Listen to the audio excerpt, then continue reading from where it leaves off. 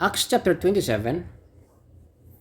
When it was decided that we would sail for Italy, Paul and some other prisoners were handed over to the centurion named Julius, who belonged to imperial regiment.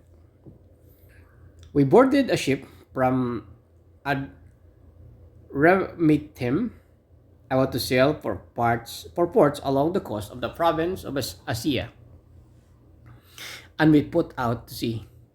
Aristarchus, a Macedonian from Thessalonica, was with us. The next day, we landed at Sidon, and Julius, in kindness to Paul, allowed him to go to his friends so they might provide for his needs. From there, we put out to sea again and passed to the lee of Cyprus because the winds were against us. When we had sailed across the open sea off the coast of Cilicia and Pamphylia, we landed to Myra and Lycia. There, the centurion found an Alexandrian ship sailing for Italy and put us on board. We made slow headway for many days and had difficulty arriving off Sandus. When the wind did not allow us to hold our course, we sailed to the lee of Crete, opposite Salmon. We moved along the coast with difficulty and came to the place called Fair Havens, near the town of Lasea.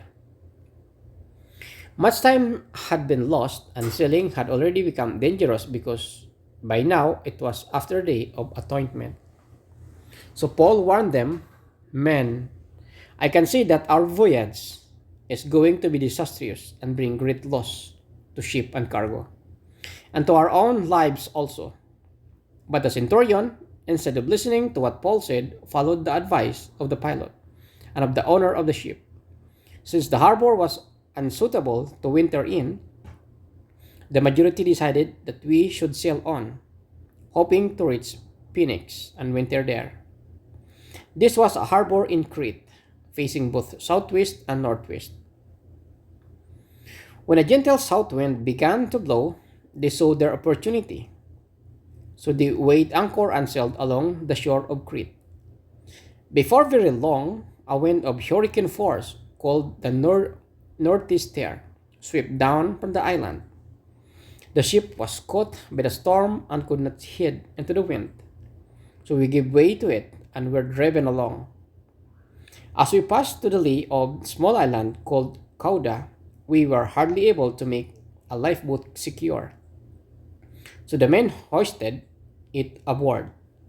Then they passed ropes under the ship itself to hold it together, because they were afraid they would run aground on the sandbars of Syrtis.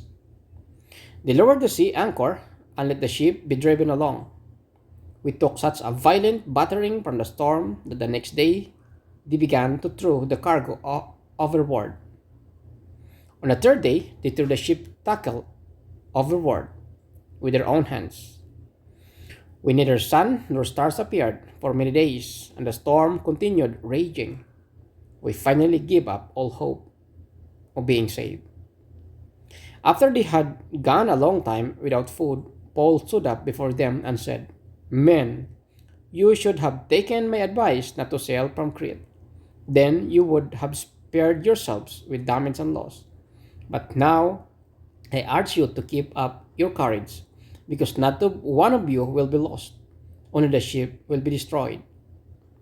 Last night, an angel of God to whom I belong and whom I serve stood beside me and said, "Do not be afraid, Paul.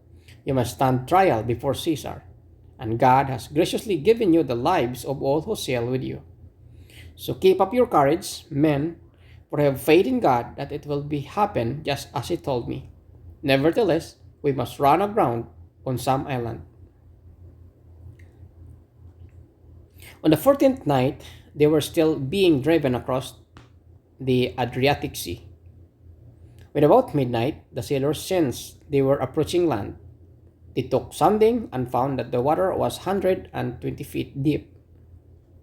A short time later, they took soundings and again and found it was 90 feet deep. Fearing that we would be dashed against the rocks, they dropped four anchors from the stern and prayed for daylight. In an attempt to escape from the ship, the sailors let the lifeboat down into the sea, pretending they were going to lower some anchors from the bow.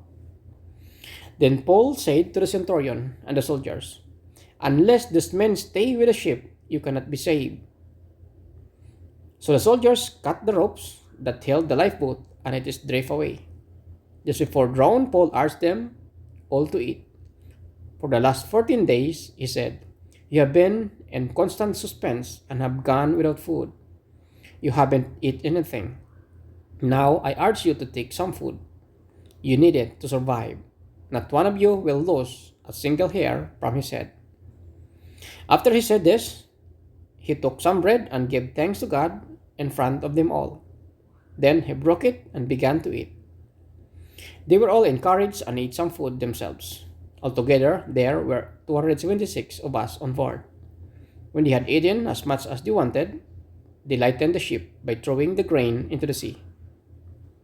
When daylight came, they did not recognize the land, but they saw a bay with a sandy beach, where they decided to run the ship aground if they could, cutting loose the anchors and left them in the sea, and at the same time untied the ropes and hauled the ruders.